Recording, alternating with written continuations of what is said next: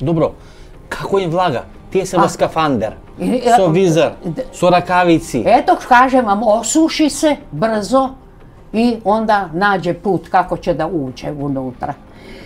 Ja recimo... Znači, preko vozduh, najvjerojatno. I preko očiju, i preko nosa, i preko svih otvora, mislim, to je neverovatno. To se istražuje, još se uvek istražuje.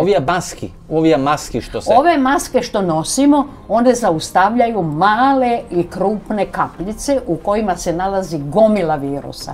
Kad kašljemo, pevamo ili govorimo. Međutim, maske imaju taj dijametar propusnosti da oni mogu, ove maske što mi nosimo, one mogu da propuste viruse jer je virus mali, on je svega 80 do 100 nanometara. Znači, on može da prođe, ali neće proći jer neće proći kapljica. Zato kažu, ne smete 2 puta istu masku metnuti. Jer šta se može desiti?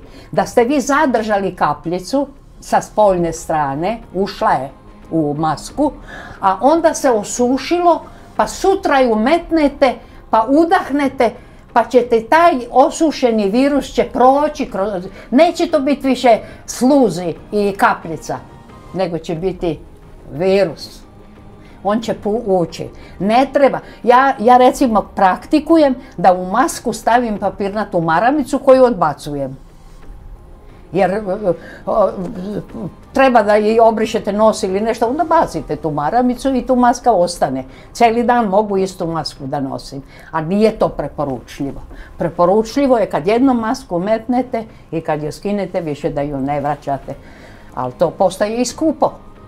Gospodin Gligić, može mi li idната година, да очекуваме вирусот да биде поразен? Дали можеме 2021 година da živimo normalno, da bude porazen ovaj virus? Ja očekujem.